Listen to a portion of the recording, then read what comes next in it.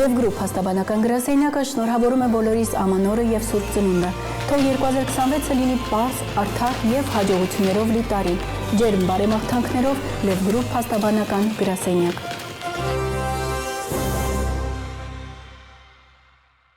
Բարև ձեզ սիրելի բարեկամներ, այսօր էլ Փակ TV-ն ողջունում է իր բոլոր ունկնդիրներին, այսօր էլ Փակ TV-ն ձեր բոլորի կողքին է և պիտի ասեմ, որ մենք համաձայն մեր տված խոստման պարբերաբար ձեզ ենք ներկայացնելու հետաքրքիր տեսագրություններ մեր տեսադարանից։ Այսօր այդպիսի հաղորդումներից մեկի օրն է։ Ֆերդինանդ Արաքելյան, մի հրաշալի քանդակագործ, մի հրաշալի անձնավորություն, ով իսկապես մեծ արվեստագետ էր և ամենակարևորը իր հայրենիքին նվիրված մեծ հայրենասեր անձնավորություն, ում հետ բախտ եմ ունեցել մոտիկից շփվելու, նրան ճանաչելու։ Ֆերդինանդ Արաքելյանը շատ ինքնատիպ մտածելակերպ ուներ և նա միշտ հավատով էր նայում մեր երկրի վաղվա օրվան։ Նա հատկապես հավատում էր այն գաղափարներին, որ պիտի նոր իշխանությունները կարողանան ինչ-որ լուրջ փոփոխություններ կատարել, նոր իշխանություններ ասելով ես նկատի ունեի այն ժամանակահատվածը, երբ Հայաստանի Հանրապետության ազգային ժողովի ընտրություններում հաղթել էր Կարեն Դեմիրճյանի և Վազգեն Սարգսյանի միասնություն դաշինքը։ Ֆերդինանդ Արաքելյանը ոգևորված էր, նա սպասում էր, որ լուրջ փոփոխություններ պիտի լինեն, բայց երբ եկավ այդ չարաբաստիկ հոկտեմբերի 27-ը 99 թվականի,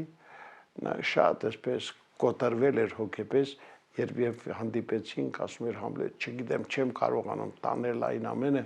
ինչ կատարվում է այս օրերին։ Շատ անարդար է, ասում էր, և պիտի ասեմ, որ երբ նրան առաջարկեցի նորից հանդիպել եթերում, լինել թե չլինել իմ հեղինակային ծրագրում, սկզբից մերժեց, ասեց չեմ ուզում եթեր գալ, բայց անցավ մեկ շաբաթ և նա զանգահարեց ու ասեց, գիտես, երկար եմ մտածել, երկար եմ խորհել քո առաջարկի շուրջ և գտնում եմ, որ սխալ վարվեցի, որ մերժեցի, կներես, ասեց, ես ուզում եմ անպայման գալ, որովհետև շատ կուտակված այսպես մտքեր կան, ասելիք ունեմ և ուզում եմ կիսվել ձեր հեռուստադիտողի հետ։ Մենք պայմանավորվեցինք, նա եկավ տաղավար և մենք տեսագրեցինք, ցավոք մեր վերջին հարցազրույցը այդ հրաշալի անձնավորության հետ։ Շատ ժամանակ չէր անցել, նա արդեն հրաժեշտ տվեց երկրային կյանքին։ Բայց կարծում եմ այն մտքերը, որ նա արտահայտեց մեր վերջին հանդիպման ժամանակ, այսօր հետաքրքրությամբ և հաճույքով կդիտեն մեր ունկնդիրներից շատերը։ Եվ այսպես լինել թե չլինել, հեղինակային ծրագիրն է եթերում հիմա լինելու և մեր հյուրն է Ֆերդինանդ Արաքելյանը։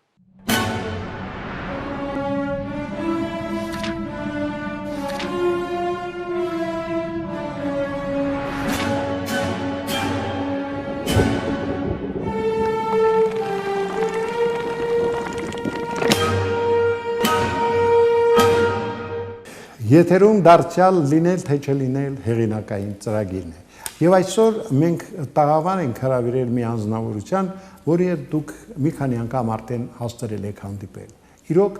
շատ հետաքրքիր և բավականին ինքնատիպ մի ստեղծագործող մարդ, որի հետ կրկնում եմ միշտ էլ հաճելի է զրուցելը, քանի որ ինքը շատ բաց, անկեղծ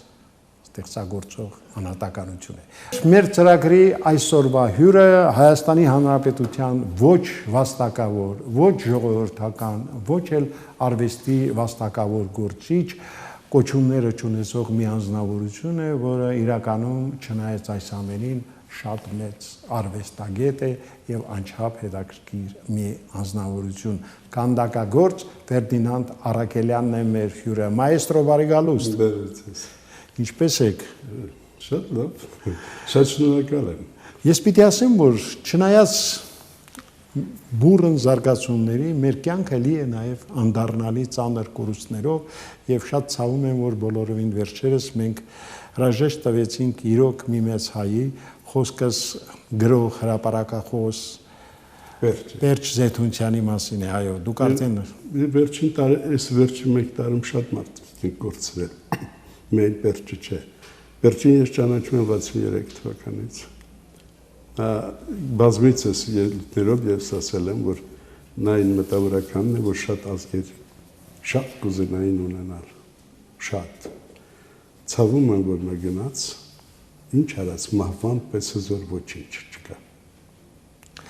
Դե ինչպես եթե հիշում եք խոստացել էինք մեր հեռուստադիտողներին դեռ մեր վերջին եթերային հանդիպման ժամանակ, պիտի այսօր խոսենք մեր մշակութային կյանքում տեղի ունեցող իրադարձությունների մասին։ Ձեզ գոհացնում է մեր այն քաղաքականությունը, որը տարվում է մեր մշակութային դաշտում։ Անկեղծ ասած, շատ բարդ հարց է դա։ Մշակույթ բառը դարեր շարունակ համամարտկային կամուրջները կապել են էսթետները։ Սկսենք Ֆիդյասից, սկսենք կլասիկ հունական մինչև այսօր։ Մենք շատ կարևոր դեր են խաղացել,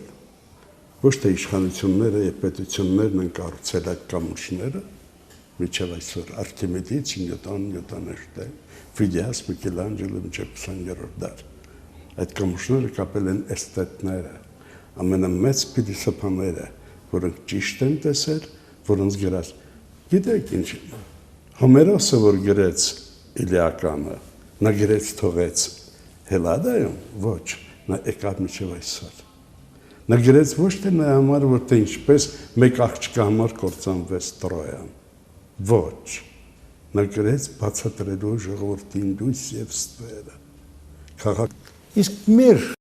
մշակույթում տարբեր։ Մենք շատ բարձր ենք միջնադարից, մենք այդ կամուրջների հենասույներից ենք եղել, մենք պատահական չենք եղել, մենք միջնադարի հիշեք Նարեկացի, Նարեկ Քուչակ, Ռոսլին, Պիծակ, Տրթատ, Վերջնաշով Շիրակացի, 7 դար հետո աշխարհում ծնվեց Կոպեռնիկի բոլոր եւ որպեմարծանները, բայց 7 դար առաջ է նա ասել, չէ՞ որ աշխարհը կլոր է։ Մեր կարգը հզոր է եղել, միշտ է հզոր եղել։ Իսկ մեր թատրոն ենք ունեցել, երբ լնայեք, լսում ենք։ Իսկ ներկա մեր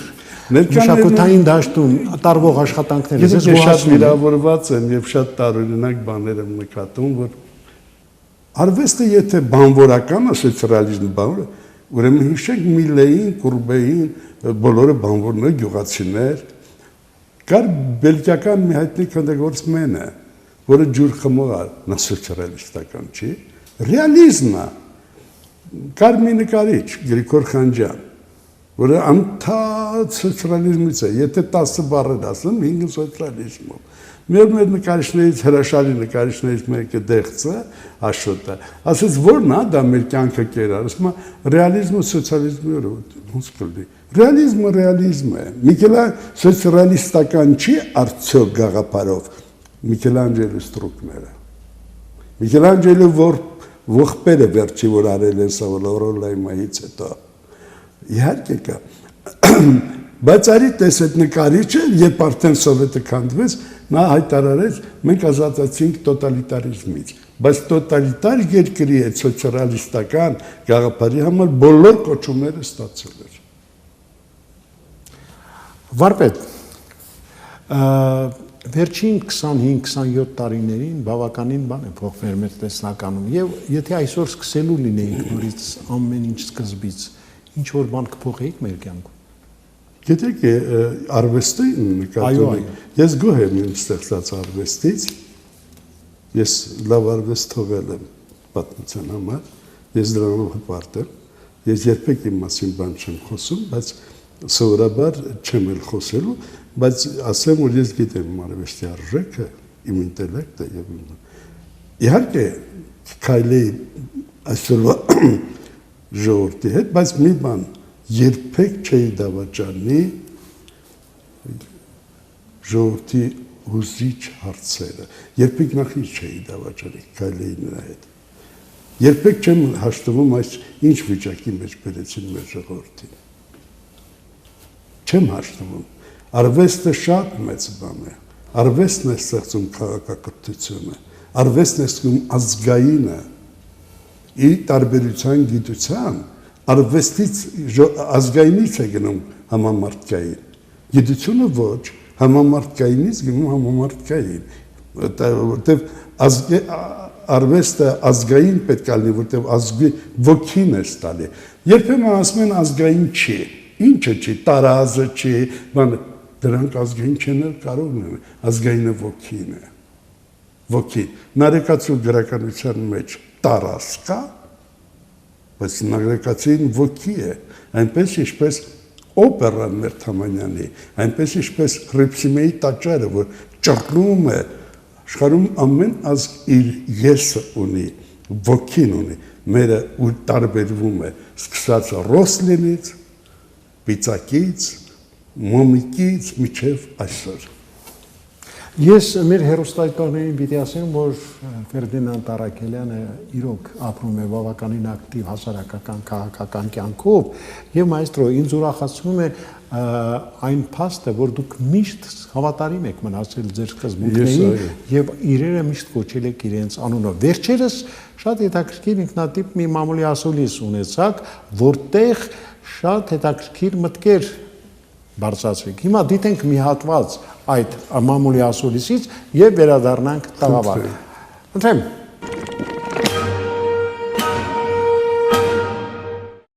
Պատմությունը չի կարելի ջնջել։ Ես մի օրինակ կարող եմ բերել ձեզ։ Հռոմում կանգնած է արձանը Գարիբալդիի, բայց կողքը կանգնած է Ներոնի արձանը։ Կա ավելի սարսափելի մարդ քան Ներոնը Հռոմի համար, որ այլեց Հռոմը։ Այո։ Եվ այլեց մի բան է համար, որ ամբողջ ժողովրդին անի քրիստոնեության դեմ։ Դա չի կարևորը։ Կարևորը նա է, թե այս երեխաները որտեղից են սնվում եւ ինչն է դրանց սնվում։ Դրանց առջև կար մի խումբ 20 տարի առաջ Ղարաբաղ կոմիտեն էր, որը ծնվել էին, որ վարկաբեկեն քանդի։ Լավ հասկանում եմ, կարելի էր քանդեցին Ռուսաստանը, մենք այդքան կարևորություն չունենք այդտեղ, բայց ինչու Հայաստանը քանդեցին։ Այս գործարաններն ինչի քանդեցին, ինչու մշակույթին ջարդվեցին։ Կար ազգ, որ իր մշակույթի նկատմամբ ունեն վանդալիզմ։ Չկա, մենք ունենք։ Իսկ ինչ վերաբերում է Միկոյանի համար։ Ես մի թեթև ծանոթ եմ Միկոյանի բանին, որտեղ Միկոյանի արձանը ես եմ ուզում սարքել, ես չէի։ Իր տղան Սերգոն անվանական ուղարկել էր, որ ես սարքեի։ Միկոյանը ինքը ստորագրել է, բայց ցուցակը կազմվել այստեղ։ Մենք ենք կազմել։ Դա հաշվի առեք։ Ակտորիալների մեծ տոկոսը գնացել են մեր ձեռքով։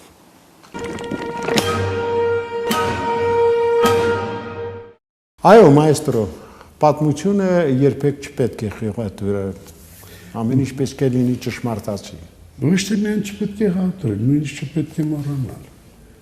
Այն ազգը, որը կորցնում է հիշողությունը պատմության նկատմամբ, նա դատապարտված է։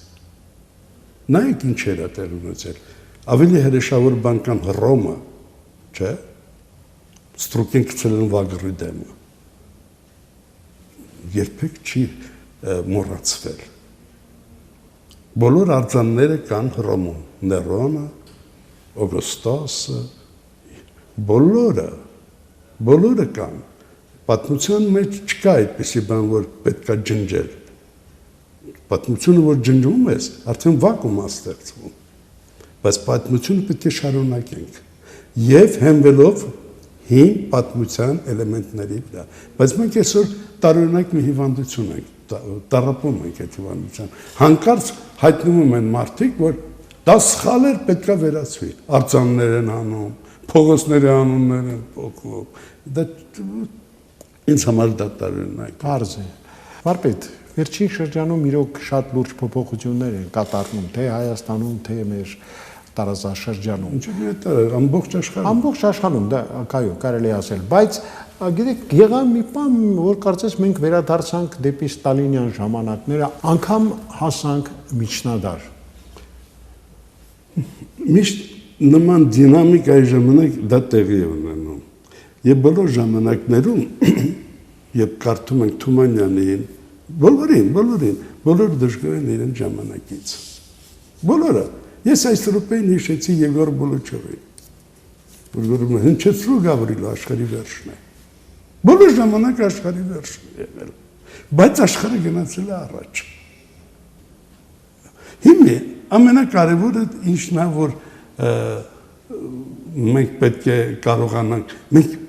կարող ենք հետադարձ հայացք գցել, բայց հետ գնալու իրավունք չունենք, մենք պետք է առաջ գնանք։ Առավել ևս հայ ժողովուրդը։ Իսկ ինչ վերաբերում է Ստալինյան շրջանը, դա անցած շրջան էր։ Այո, նա դիկտատոր է եղել։ Ով չգիտի, բայց ավելին ասեմ, որ բոլոր քաղաքական կամուրջներում, եթե պետականում, մեծ դեր են խաղացել դիկտատորները։ Դեմոկրատիան այդպեսին, որպեսին է, որ ասում եք, առանց դիկտատորը չի կարող լինել։ Օրենքի դիկտատը, որ պակասեց դեմոկրատիան, նա կաշխատի, չի աշխատի։ Օրենքը պետք է ունենա դիկտատ։ Ես, դու, նա, մինիստրը, բոլորը մի օրենքով պետք է ապրենք։ Սա դեմոկրատիա է, թե դիկտատուրա։ Սա դեմոկրատիա է։ Սա դեմոկրատիա է։ Իսկ Ստալինը մենք քննադատում ենք, այո, բաներ կա որ ինչ է, բայց օրինակ ես ձեզ ասեմ, 970 թիվներ, թե 60 թիվ Կարլոս Մեծը Եվրոպայի ամենամեծ դիկտատորը, նրանք քննադատում էին դու դիկտատոր ես, նա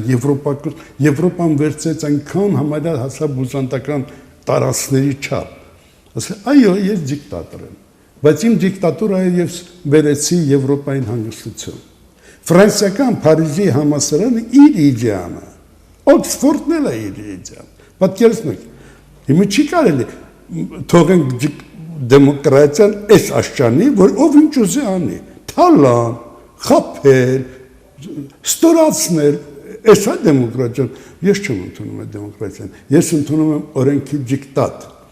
այն, որը պետք է լինի կոնստիտուցիայի հետ, եւ բոլոր այդ օրենքի տակ պետք է օրենքի դիկտատը ամենամեծ դեմոկրատիան է։ Վարպետ, հավանաբար դուք էլ եք նկատել, որ վերջին շրջանում ինչ որ փոփոխություններ են կատարվում մեր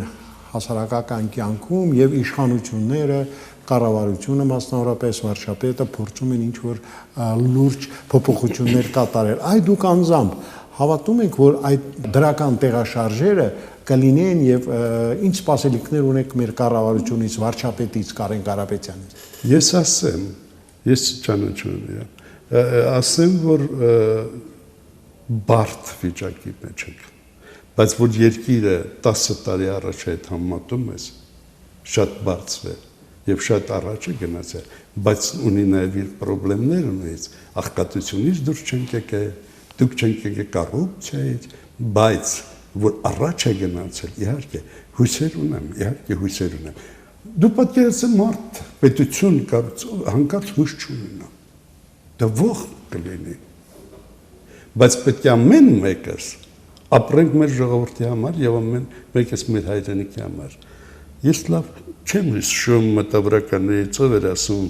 լուսավոր հայրենիք սարքելու համար քաջություն պետք է ունենաս նվիրվես միջև վերջ այդ հայրենիքին։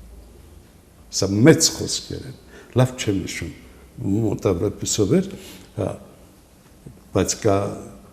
բայց փախնում են ժողովուրդը, ուր են գնում, օտար հողը հայրենիք չի դառնա, դա գյոթեի խոսքերն է, երբեք հայրենիք չի դառնա, ինձ միշտ քննադատում են, թե ինչի դու չես գնացել մեծ հնարավորությունը, ես չէի գնա, ես ծառ եմ մի հատ, որի արմատներ ես հողի մեջ եմ, ինձ որ տանեն ես կչորանամ, հաստատ կչորանամ։ Վարպետ, բայց դուք նաև ասում եք այն մասին, որ մեր վերջին շրջանի պատմությունը նման է մի աթոռակռվի, որտեղ դուժողը մի ժողովուրդ է։ Երկար է շարունակվելու այդ աթոռակռիվը։ Հələ կշարունակվի։ Ինչ բան է ընդդիմություն։ Ընդդիմությունը դա մեծ միտք է։ Երբ ասում եք ընդդիմություն, ես հիշում եմ Էնգելսին։ Կապիտալիստի որդի դուրս եկավ կապիտալիզմի դեմ։ Ինչի դուրս եկավ։ Նոր ֆորմացիա ստեղծելու հանուն ժողովրդին։ Նույնն էլ Գերցենը դեկաբրիստ, կալվածատերի որդի էր, չէ։ Նա դուրս եկավ կալվածատիրության դեմ։ Այս է ընդդիմությունը։ Ընդդիմությունը մեծ արվեստագետներն են, որոնք ապրում են, բայց չեն փնտրում աթոռ, բայց ստեղծում են մի նոր որակ, որ ժողովուրդը կարողանա հասկանալ, թե ինչ է տեղի ունենում։ Իսկ այս ընդդիմությունները, ասում են աթոռը տվեք, մենք սարքենք երկիր։ Այդ տվենք 88 տվին, ավերեցիք երկիրը։ Այլանդակ ձողով խափեցիք ժողովրդին։ Որ Դեմիրճյանը պալատա սարքում, որ կոմունիստները գող են, բարձվեց, որ ամենամեծ գողը իրանք են։ Իրանք են գողը։ Այնպես որ իհարկե ես ճիշտ եմ, շատ հələ երկար կձգվի, բայց ընդդիմությունը ավելին ասեմ, մեր կյանքի ողբերգությունը նա է, որ ունենք վատ մտավորականներ։ Բայց մտավորականներին որպես կանոն, թե ընդդիմությունը, թե իշխանությունները հիշում են ընտրությունների օրերին։ Դա վատ, չէ, մենակ մտավորականներին չեն հիշում, շատերին հիշում, բայց վատ մտավորականներ կա գցնող։ Խարդա, խափը, ես չեմ ուզում ասել այս օրինակը, բայց ստիպված եմ ասել, էլի։ Մեր նախագահն երևի մոռանում է Կեսարիին։ Երբ Կեսարին պրուտը հարվածեց, այնտեղ հավաքված էին բոլոր կեսարականները, որոնք վանկարկում են ամեն մի պատահարով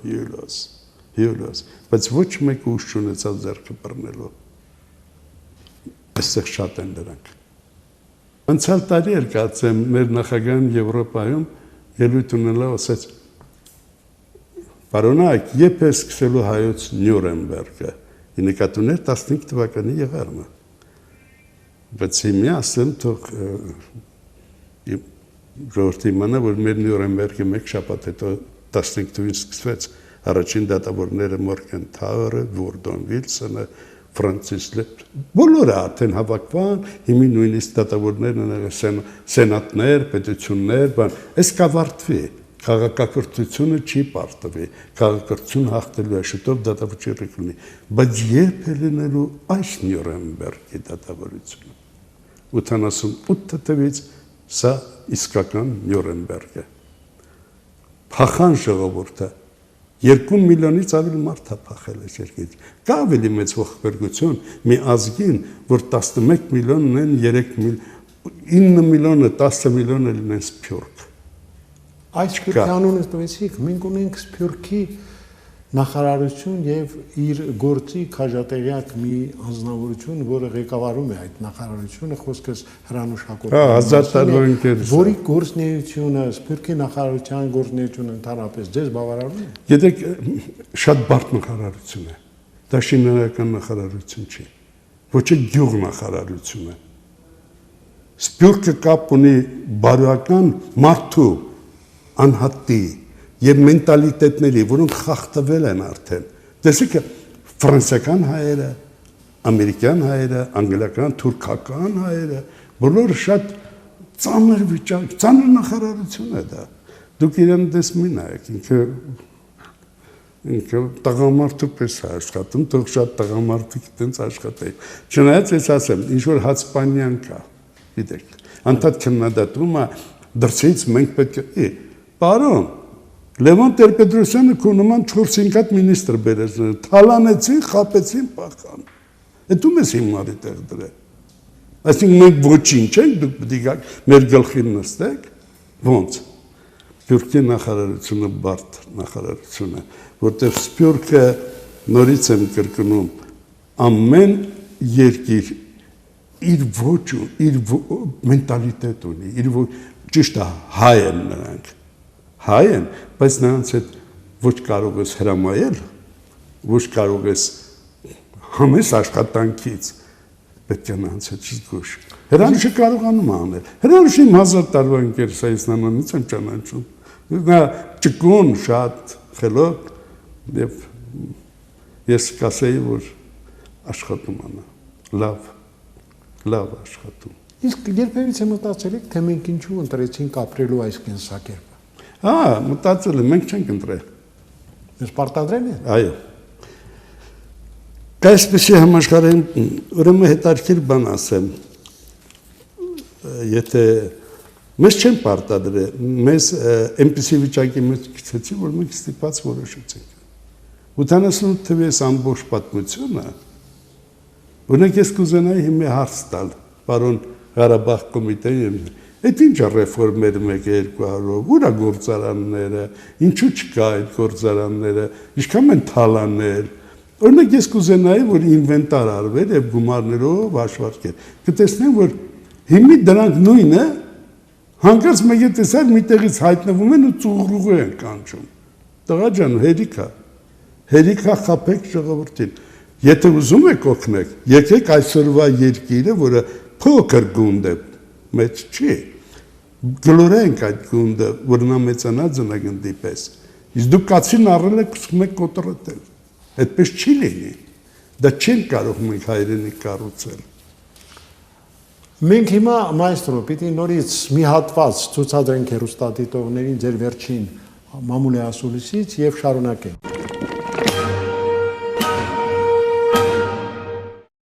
Ով է ելքը։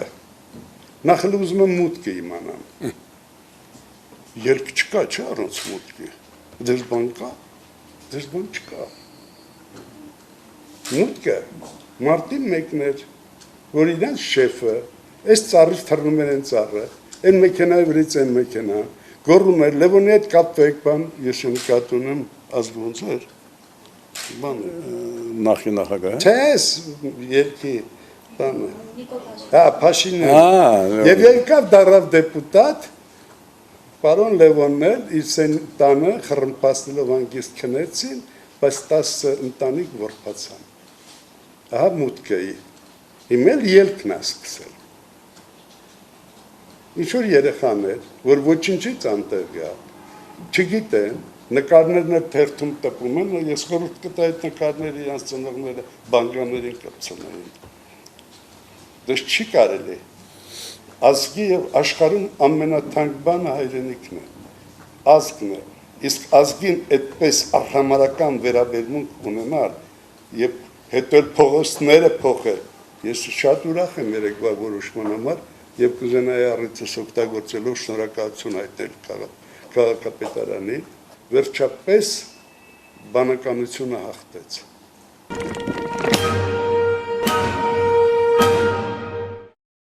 Դե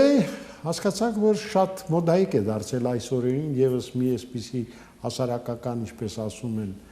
հնչեղություն ունեցող հարց, ինչպեսին փողոցների անվանակոչումն է, եւ դուք դեմ եք դրան, ես գիտեմ։ Իհարկե դեմ եմ։ Պատմությունը չի կարելի ջնջել։ Երբեք։ Հետո գիտեք ովքեր են ասում, որոնք անտեղյակ են նույնիսկ։ Վերջերս Պետրոսի մոտ հյուրեր